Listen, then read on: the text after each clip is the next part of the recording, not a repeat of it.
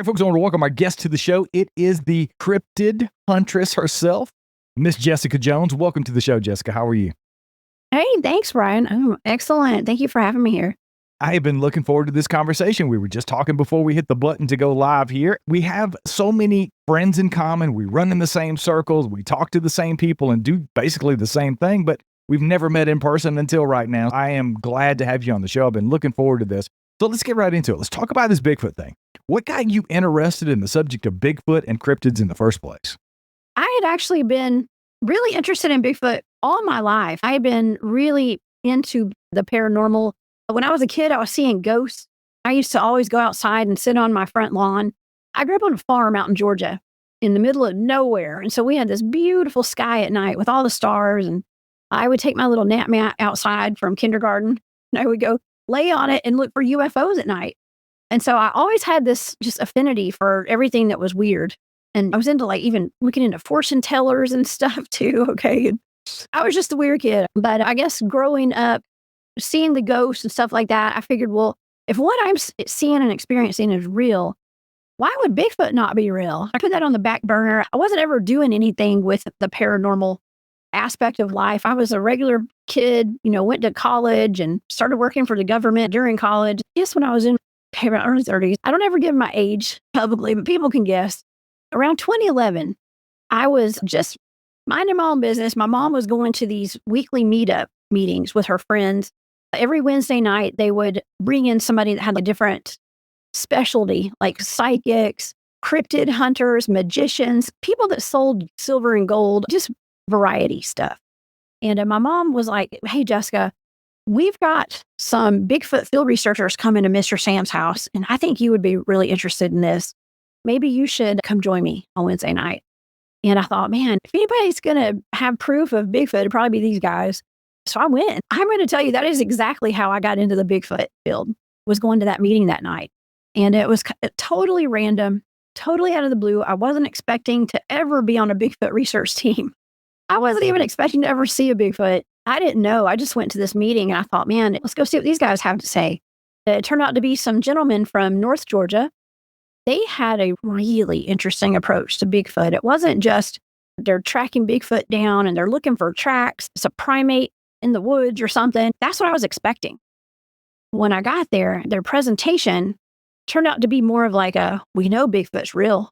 We've been tracking them for decades. We know they're out there. We have a spot that we go to. We've been going for a long time. We're actually to the point of communicating with them at this point. And they said it's more of a mind, body, spirit connection they were working on with the Bigfoots. It was mind blowing, right? Because it wasn't like we're just searching for them and we haven't seen them, but we found some tracks. It was, we have established that they're out there and we're on to the next level. So it did help that those guys actually are, I'll get into this in just a minute, but former military guys, most of them are retired. One of them actually did what you call remote viewing with the military at some point. That's going to play into the story here in just a minute. So I go to this meeting. I'm looking at all this wonderful evidence they have. They're showing the tracks. They're showing casts. They're going over all the basics. If you were to go to like your normal library meeting where they have the meetups. I just did one of those down in Molina, Georgia, by the way, where we had the community that came in and we talked about our Bigfoot research. So it's like that. But after it was over, I raised my hand because they asked if anybody had any questions. And I had a bunch of questions and said, why have y'all never found a body? Okay. And why is there no poop? Where's the poop? And I was being serious because I was just very curious about it. And this, like I said, was in 2011. This was before people had Bigfoot stickers on the back of their cars. This is before they had TV shows about Bigfoot. This is before all that. It wasn't a popular subject, and it wasn't widely accepted by a lot of people back then to be a Bigfoot field researcher. I really enjoyed this presentation. I really enjoyed them. I was asking questions. They had answers for just about everything. At least one of the guys had been to the body farm in Tennessee because we were talking about the decomposition of bodies and why the body's not been found. It was really interesting. They saw that I was really interested, so they actually invited me onto an expedition. I thought, man, what better way to find out if Bigfoot's real than to go in the woods with a bunch of strange dudes by myself, go hang out with some strange men, go chase a big old monkey in the woods. Heck yeah. So I was like, yeah, put me on your email list. Let me know when, where, what I need, and I'll plan to be there. I was living in downtown Atlanta at the time and working for the state of Georgia. And all my girlfriends and everybody, they're like, oh, Jessica, that's weird. What are you thinking? I was like, y'all know me. I'm down. I'm going to be fine. The list they sent me, I got on their email list. They sent me this long list of stuff like tents and everything you need to go camping. I didn't have anything. So I had to go buy a bunch of stuff. I was so nervous that I went and I set up my tent in my best friend's backyard with her husband helped me because I didn't want to look stupid when I got there. So I had everything ready to go set. I was consulting with my cousin on what kind of hiking boots to get and all that kind of stuff. I was just ready with no intention of ever being a Bigfoot field researcher. It never clicked that they might actually want me on their team one day, ever. I was driving a Volkswagen Passat at the time. I'll never forget this because I went up to the North Georgia mountains and I didn't even think about maybe needing 4-wheel drive and needing like a truck. And I went down these roads. I have no idea how I made it to that spot. I fishtailed the entire way. I was a race car driver growing up. I knew how to handle a car, but it was weird. But that's beside the point.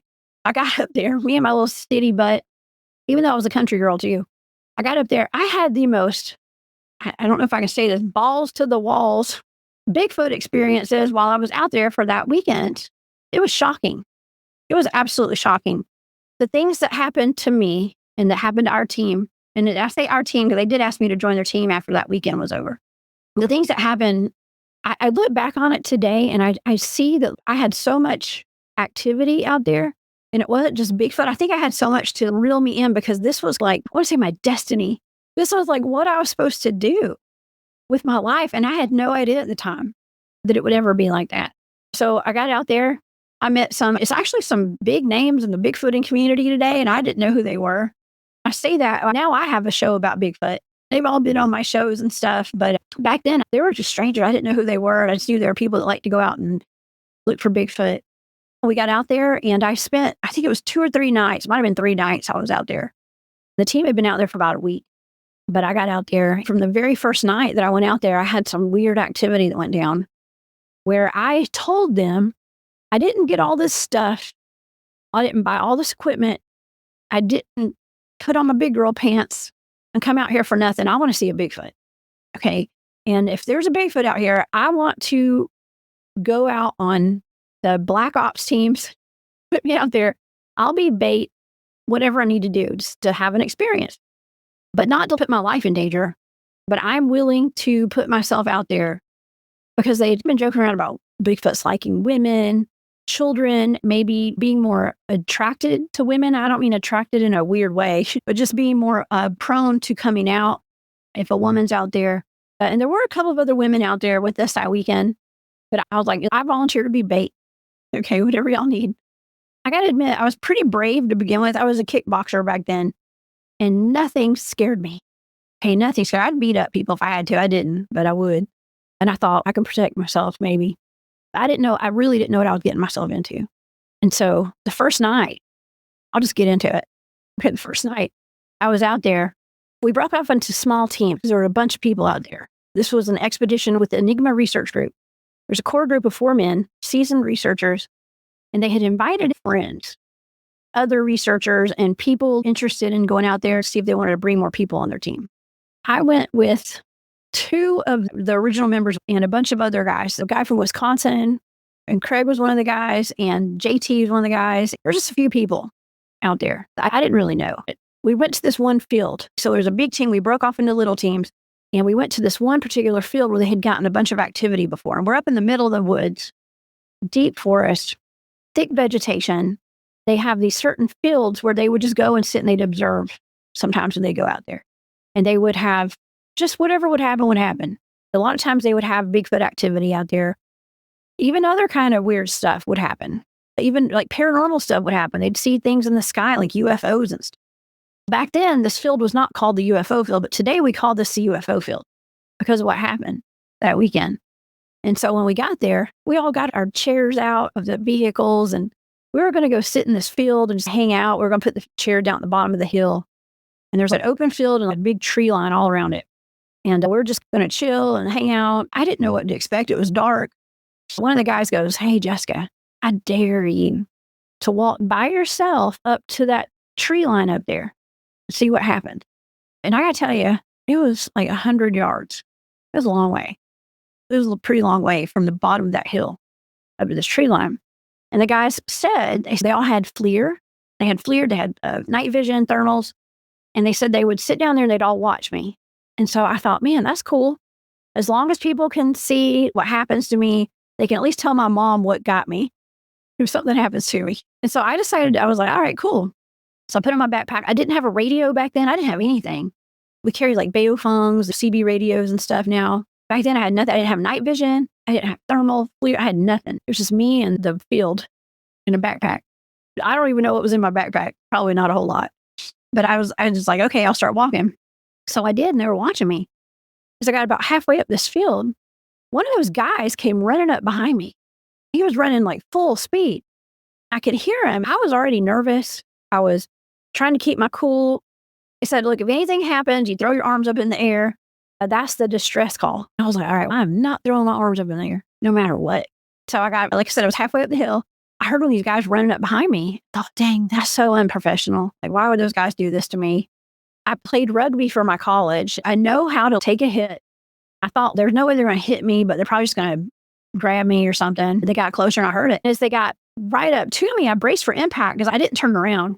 I heard him as he got really close to me and I braced. I stopped walking because I was ready to get hit. He knocked my legs out from underneath me. My legs got swept from behind and he kept running. In my mind, it's a he, right? So I felt the wind. I felt my legs get hit. And I looked over and there was nobody there. I looked behind me. There's nobody there. I was like, what the heck just happened? That was really weird. I was like, there's nobody there. But I just heard this guy run up behind me and it knocked me off balance. Apparently my arms went up a little bit, not all the way, but just a little bit. I looked around on the ground and I was trying to find a log or sticks or something that I could have tripped over or hit because I was trying to rationalize what happened. There was no rationalizing really. So I was like, that was weird. So I just decided to keep on going. All right. So I'm just going to keep going because that was weird. And maybe my mind's just playing tricks on me. Maybe I'm just scared. I'm nervous. I went up to that tree line and I know I was shaking. I know it was. But one of the guys, I did hear somebody walking behind me. Eventually when I got almost to that tree line and it was Craig, one of the guys from the team. He's, hey, are you okay?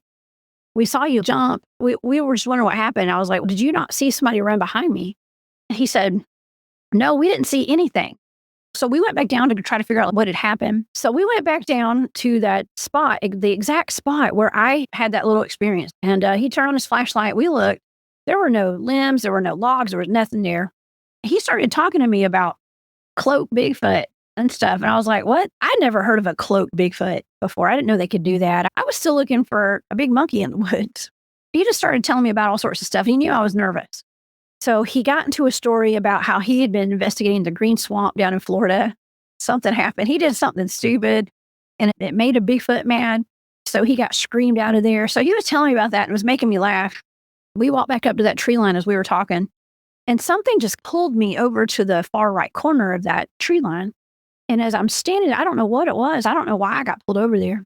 But I was just standing there looking in the trees and the guys down at the bottom of the hill were watching through their FLIR night vision, and they watched as a Bigfoot peeked its head out from around the tree and stared at me right in front of me. I'm talking about feet in front of me, and I didn't see it. I didn't know it. I just knew that I was being drawn over there to that location, and they watched as that happened. And remember, I don't have a radio. I still don't know what's happening. But that was my first night ever going Bigfooting, ever. Of course, the next day, we had to go back to that field.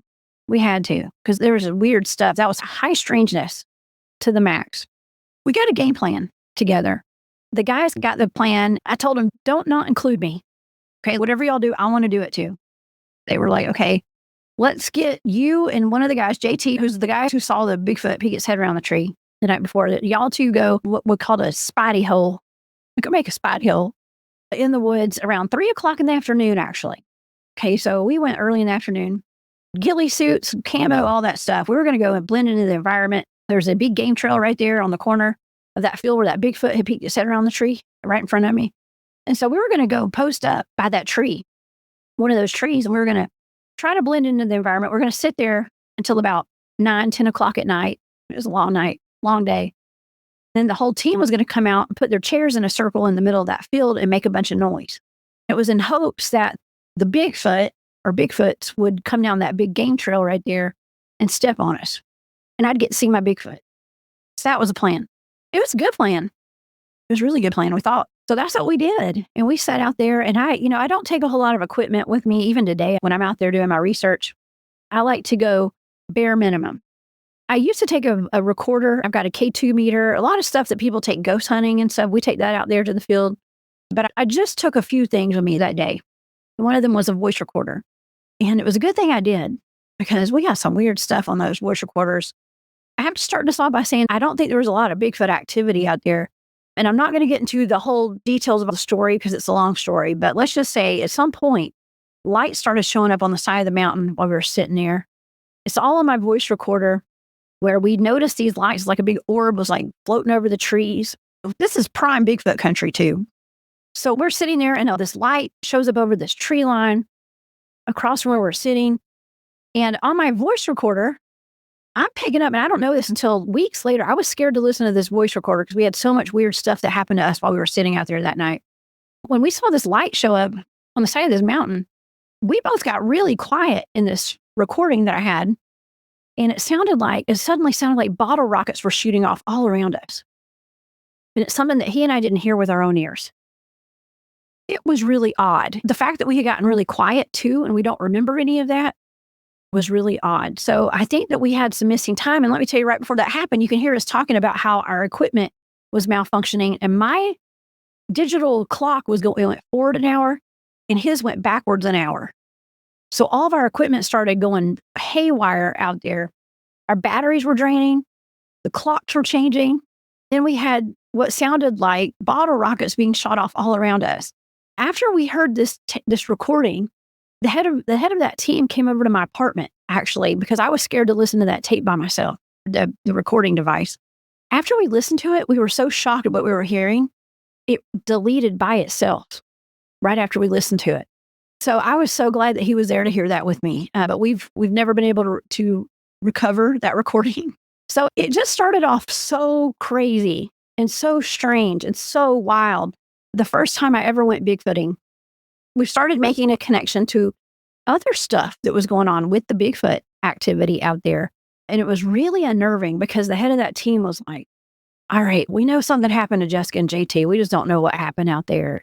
I think you guys need to get some books, start researching alien abductions. And I was like, what? I went out there to go see if Bigfoot was real. Now I'm not only a part of a Bigfoot research team, but now I got to deal with being abducted by aliens. Great. That's how it started. That's a long story for me to tell you how I got started in Bigfooting, but that was it. I couldn't just walk away from that. Yeah, that is a crazy start, much wilder than mine and most people's, I think, in Bigfoot. I want to go back to that first experience. As you were telling the story, I'm thinking, oh my God, I can't believe these guys are doing this to you. Why would you have anybody out looking for Bigfoot? You're going to run up behind them and all this stuff. That's just not cool. If you go out and you do serious field research, that's one of the things that I make sure anytime I go out with somebody, nobody fools around, nobody does calls and tries to fake people out. That's a big no as far as I'm concerned when it comes to research. It doesn't sound like that's what happened to you. Let me ask you, I'm certainly jumping to conclusions in my mind about what happened to you on that trail, heading towards the tree line. Do you think that you had a physical thing happen with a Sasquatch on that walk? I'm the kind of person that doesn't label everything Bigfoot. I don't. And I know that there's so many other things that could be going on out there, but there was something physical that did make contact with my body, for sure. I'm very empathic. Okay, and like I'd said earlier, I've been seeing ghosts my whole life. It could have been a ghost. That was what I went to bed that night thinking. It could have been a ghost or something. I don't know. Because I never heard of a cloaked Bigfoot. But the longer that I've been in the field, I think it could have been a cloaked Bigfoot. 100%. I felt like there was almost some kind of an initiation going on. It was not only for me, but maybe for whatever that was that came up behind me and hit me. That's interesting. That's definitely an interesting take. I want to circle back. I want to come back to the cloaking thing. Obviously, believe it or not, it didn't scare you out of this because you have continued to go out into the field. What was that progression like after you had those couple of days back to back with all these weird things going on? How did you start to process that? And what drove you forward to continue going out? Was it to have more experiences with these things? Is that the driving force for you when you go out in the field? You can imagine life got weird after that. My entire reality shifted after that experience out there. It was actually quite comforting to have people out there. Like when weird stuff happens, you're with a group of people, you form a bond. And I had formed like a serious bond with some of these strangers that became like family to me. So there was like a bond there. It wasn't like I was just some kind of adrenaline rush and stuff. It wasn't like that. Couldn't just walk away from that experience and not understand it more. It's hard to explain. That's a great question, though. It's just hard to explain. It felt natural for me to continue with it and to look more into it. When the head of the team was like, y'all need to start researching alien abductions, he gave us a list of books that he suggested. We start reading like The Threat, Communion. I still have them all today.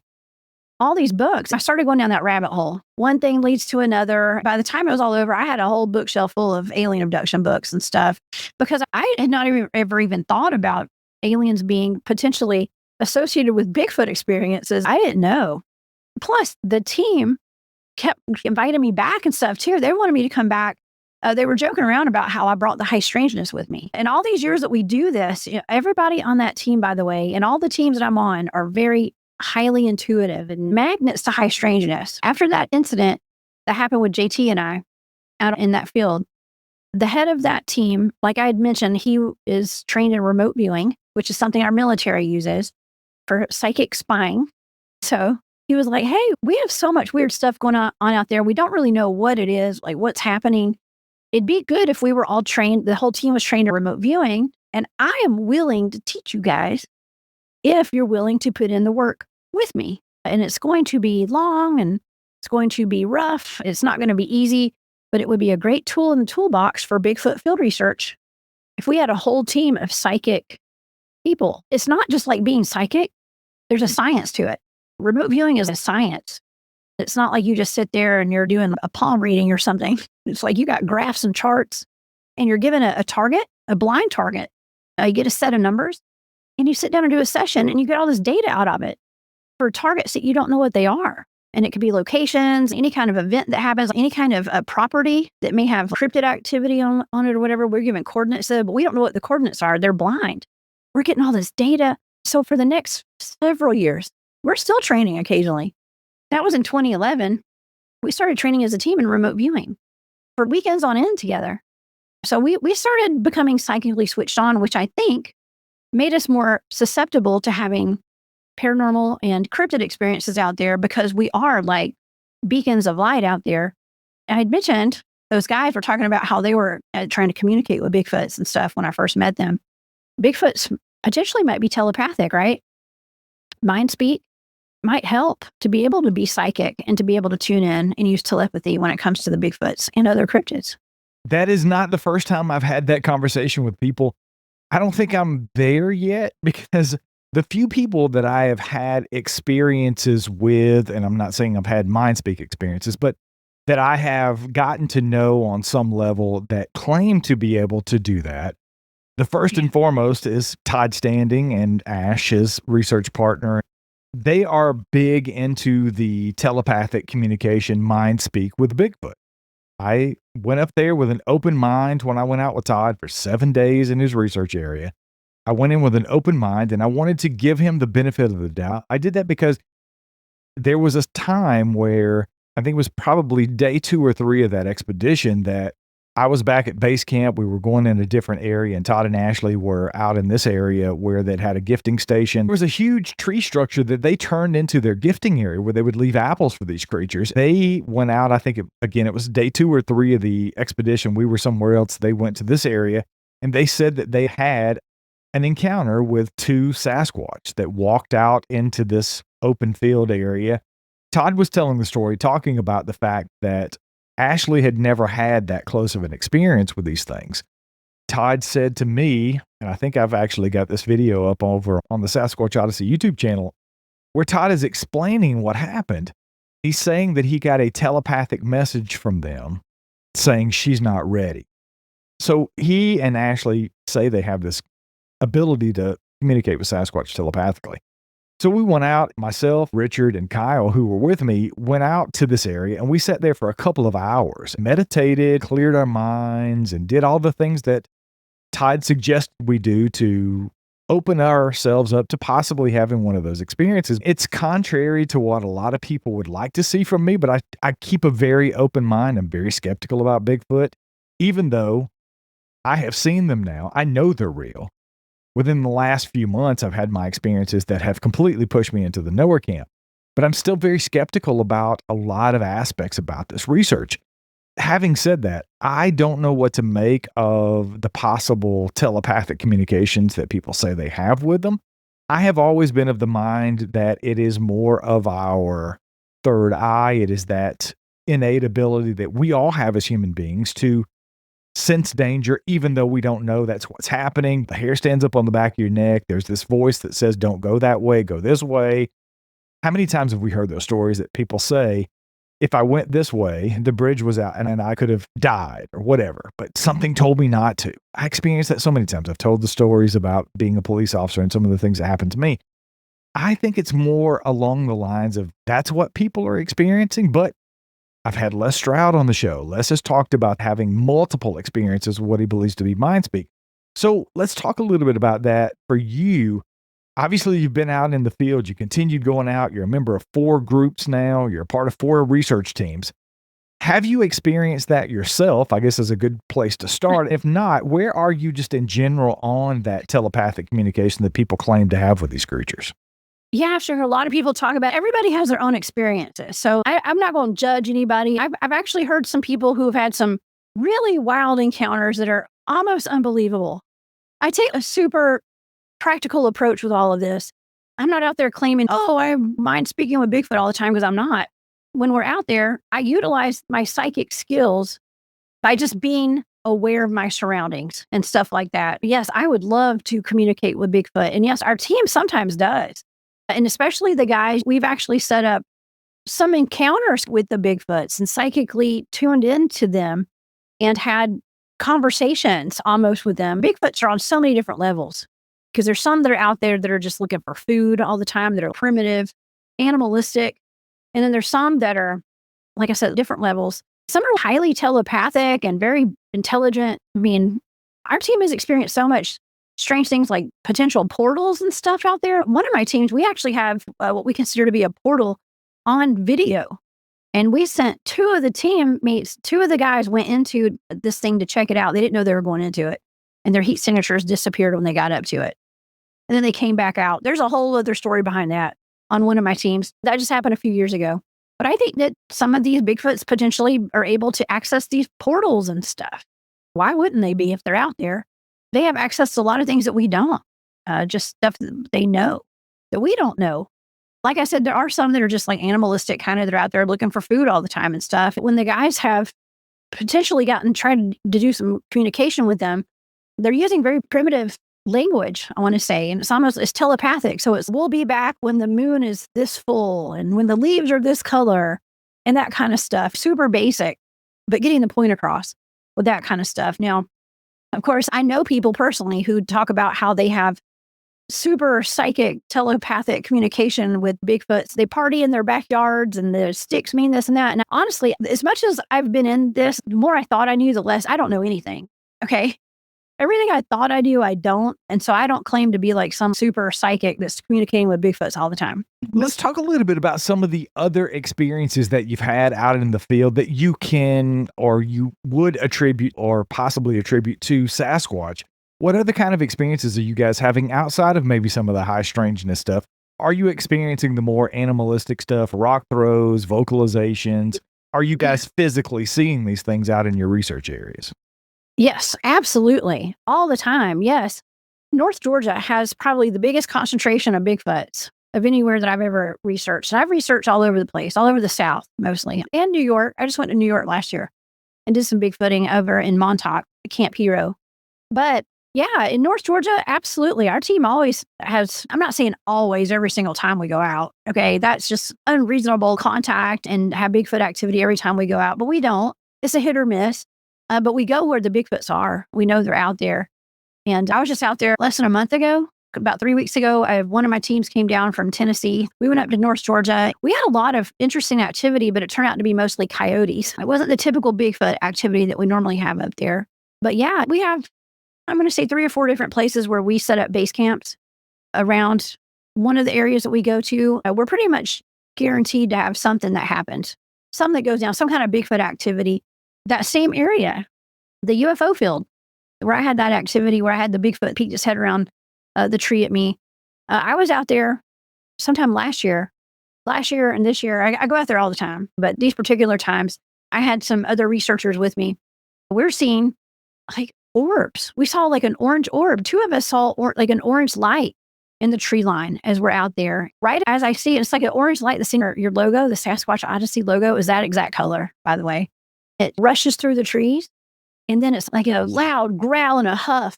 As I saw that orb thing, and it was just really odd. So, of course, the first thing my buddy and I did, we turned on our flashlights and we looked to make sure there wasn't a bear. But I knew that wasn't a bear. I knew it wasn't a bear. But stuff like that happens quite often. A lot of times in that area, like I had another researcher friend with me up there, and I actually took him into that same place too. And we went up to the top of the hill, up to that tree line. He's a police officer out in South Carolina. And so we were up there hanging out. It's like, okay, we never have bugs chirping out there, hardly ever. And this particular night, he and I were out there, and the crickets, whatever these chirping bugs were out there, all these insects, they're out there. We were like screaming over each other, talking to each other. And all of a sudden, we're talking, we're still being really loud, and they just go dead silent. And he and I look at each other, and we're still screaming over the bugs that aren't chirping anymore. It was startling to us. And so we sat there for a minute, and I was looking over his shoulder. He was looking over mine. We knew there was a predator there. We knew there was something there because those bugs don't go dead silent for nothing. I mean, everything and the whole entire energy shifted. There was something out there. So we sat there for a minute. We were seeing hulking shadows crawling up. Like, I'm talking about crawling around us. And I felt personally, energetically, I felt like there was something down by my truck, which is down at the bottom of the hill. It was a long way from us. Something was moving in on us, and we saw it. So we both agreed maybe it's safer to go back down by the truck. There's something down there too, so maybe we should make some space between us and whatever's up here and try to get down to the truck before something jumps out at us. And we did. And as we got down to the truck, we looked up, and there were 2 gigantic figures standing right where we had been standing. Big figures. I'm going to say Bigfoot, okay, but it was just shadowy. So to the best of my knowledge, they were Bigfoot. That's the kind of activity a lot of times that we have. That's the most common thing that would happen. It's not like they're right there in our faces. They sneak around our base camp at night. We've had one that came into our base camp and screamed really loud and ran behind our tents as it was screaming. And then it proceeded the entire night to throw acorns and rocks at our tents all night. But yeah, that was fun. I've had the big rocks thrown at me before, sitting around base camp. A lot of times, if we're just hanging out at base camp, we have more activity there than we do out hiking at night. They love to come watch. We're their entertainment. A lot of times that's what happens, but there's no shortage of Bigfoot sightings and activity. They don't want to be seen. They don't mind being heard, though. There have been nights where we've been out in some of these fields, or not even in the fields, more like out in the trails. It sounds like owls or some kind of, or a cow. One night we had a cow out on top of a mountain. There are no cows out there. We go so far out in the middle of nowhere. There's no cows. We're hearing like a moo. After it mooed, it started laughing. And it was like the lung capacity on it was like it couldn't have mooed and then laughed as much as it did like a human. It just was not humanly possible to make those sounds that they were making. And it was like they were messing with us and trying to be funny and toying with us a little bit, or maybe just entertaining us for a change. Things like that.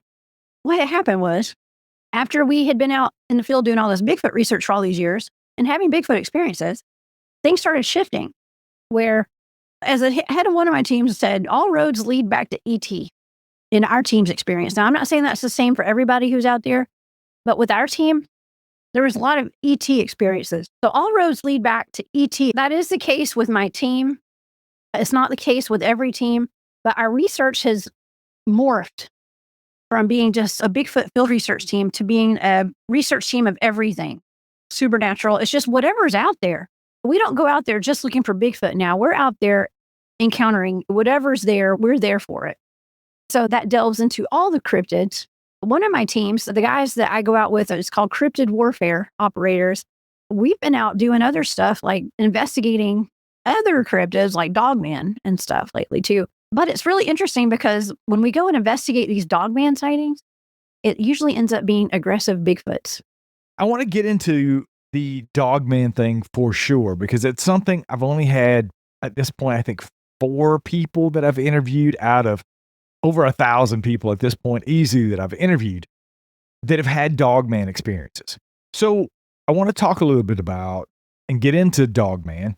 What prompted you guys to get into that kind of research with those teams? Was it personal experiences of somebody on the team? Was it people reporting this in the area as far as saying, I've had an experience with Dogman and you guys are investigating it? What got you guys into that and prompted you to start looking into it? What have you found? Have you guys had experiences with what you believe to be Dogman? If so, what kind of evidence are you finding in relation to Dogman? I had never even heard of Dogman, really. I didn't know anything about Dogman until the head of one of my teams, Bob Grumpy Wilson, RIP to Bob. He passed away last year. He was the head of the North Georgia Cryptid Field Researchers. I was part of his team since about 2012. I joined his team. Even today, we go out a lot doing our field research and stuff, but he was actually the Region 5 director of the North American Dogman Project. So he knew way more about Dogman than anybody I know. He would go out and do field investigations. People, a lot of times, I'm going to say they get Dogman and Bigfoot confused, but I think they do a little bit. Even bears, too. Bears get thrown in the mix. People see things and they don't know what they're looking at a lot of times. And that happens to even all of us. Even if we're having a Bigfoot experience, I think that considering there's 4 different categories of Bigfoots, like the patty type, the gugway type with the muzzle. There's this type 4 that looks like the Neanderthal man, like a caveman. There's one that looks like a chimpanzee, like the ape-like looking one. So there's different types of those. There's all these different types of dogmen. If you go to the North American Dogman website, there's 8 different types of dogmen or 7 different types of categories of them. And I've heard reports of all of them. And I've had people on my shows who have encountered almost every single type of them, including the hyena dogmen as well, which are really weird, pretty scary. Of course, the majority of the reports that I get are not violent, although they do have a bad rap. And we hear stories about them ripping people to shreds and massacres and things like that at some of these national parks. It's a whole other ballgame, really. And of course, I do think that the investigations that I've done where people thought that they had been accosted or stalked by a dogman, I think they were Bigfoot. The reason that we get out there, we get asked, we get calls from people who are having encounters on their property. It's mostly people reaching out to us. The last dogman hunt that I went on was in Alabama, actually. And one of the guys on the team at Cryptid Warfare, he's a Marine. His father's a Marine. His nephew was going into the Marines. And they had decided they were going to go camping before his nephew went off to boot camp. So they went to a national forest in Alabama. I'm not going to say which one. It was in North Alabama. They said they just wanted to go hiking. They went off trail. They went 5 miles off trail into this national forest. They had been there before without any kind of problems. They knew where they were going. And they decided they were going to backpack hike or backpack camp. And all they had was whatever they had on their back. So they got in there and they set up their little one-man tents and stuff. And everything was fine. They were just going to enjoy nature and getting away from society for a while. They said around 11 o'clock that night, they started getting surrounded by something. And it led to one of the scariest nights of their lives where they're actually sitting back to back, waiting for something to attack them. They didn't know if they were going to survive that night because they really couldn't get out of there. They'd hiked in so far, but they just didn't really stand a chance to get out of there. All they could do was hunker down and hope that everything worked out for them. And so they said right when the sun came up, they packed up everything and they were out of there as soon as the sun came up. So Brian, he texted me. He told me about it right after it happened. And he said that we should come out here as a team. We should bring the team out and find out what this is at some point. So we got the team together. There's only 5 of us. There's a bigger team than that, but 5 of us met over there with Brian and his dad, 2 of the guys on the team and myself. And we went over there and it was absolutely wild. We hiked in about 5 miles off the trail to the exact location where they were. We set up our hammocks. We hammock camped. One of the guys had a tent. We just posted up out there for the weekend. It was about 125 degrees out there. It was hot. Just to add on to the high strangeness and the anxiety, because it was a little uneasy. Those guys are, most of them are former military, background and stuff. They're prepared, let's just say, if anything were to happen. So I'm not military background, but I'm prepared to. If something were to happen, we were ready for whatever came at us. And we did have activity that night. The first night we did have activity, and the next morning there were Bigfoot tracks around our camp. And we stayed up most of the night. I mean, I ended up falling asleep at some point, but all night until the sun came up, at least one person was awake the entire night. You know, everybody was taking turns, keep a watch around camp, but we never saw anything. We never saw it. It was very elusive. And they stayed far enough out of the way where we just didn't pick anything up on FLIR or thermal or anything. But the next morning we found tracks right outside of camp. It was definitely Bigfoot. I'm going to put all my money on Bigfoot out there while we were out there that night. But nonetheless, this park is known for having aggressive Bigfoot. They are known for groups of Bigfoots out there. They're also known for Dogman sightings as well. We were prepared. I was actually ready to go see my first Dogman. I was excited about that, but I did not get to see my first Dogman. But you know, I got to tell you something really crazy. There was a man walking out of the trail when we got there, and he was holding a big old rock. This is in the middle of nowhere. There's nobody out there. It's not a place that anybody goes to ever. There's trails out there. It's very isolated. And this man comes walking out of one of the trails that we were about to walk down. And I heard him asking the guys, he was like, y'all ever heard of dragons and mud fossils or something? I forgot what he said exactly, but he was like, dragons. And the guys were like, yeah, we know about dragons. They were just brushing him off. And I was like, ooh, I know about dragons. What you got in your hand? What is that? And he goes, this is a dragon's wing. This is when we first got to this place where we had the Bigfoot activity out there looking for Dogman. He said, I come out here a lot. My wife goes and walks these trails, and I found a dragon out here. He says, like a fossilized dragon. He said, I come out here and I clean it up all the time. It's covered in greenery and brush. Are you familiar with Mud Fossil University on YouTube? And I was like, yeah, I know about it. If you're not familiar with it, it's really interesting to look into. I don't know if everybody believes in it or not, but I think there's some validity to it. Because I saw the dragon. I saw it. He actually took us over where it was. And it sure enough looked like a gigantic dragon that had fossilized that became part of the landscape out there. So that was really crazy when we went out there to do a Dogman hunt, got accosted by Bigfoots, and we walked over a dragon while we were out there. I tell you, my life is so wild. It's so wild, but I wouldn't trade it for anything. It definitely sounds like it. You've mentioned it a couple of times before you let you get out of here. Tell everybody about your shows, what you got going on, where they can find all of your stuff, and we'll obviously link to it in the show notes. Go ahead and tell everybody where they can find your stuff. Thank you. I am known as the Cryptid Huntress. I have a YouTube channel called the Cryptid Huntress. I also have a website. It's just thecryptidhuntress.com, and you can find all of my social media links there. Just look up the Cryptid Huntress and you'll find me. I'm all over the place. I have live shows every Monday, Wednesday, Thursday, and Saturday. So you can find me on my channel, and I'm also on other people's channels all the time and doing other shows, and I stay busy. But I do spend a lot of time out in the woods. Like Brian said, I'm a member of 4 different teams, and we are all pretty active. 2 of those teams are super active. And so, yeah, y'all just can come find me over on the Cryptid Huntress on YouTube.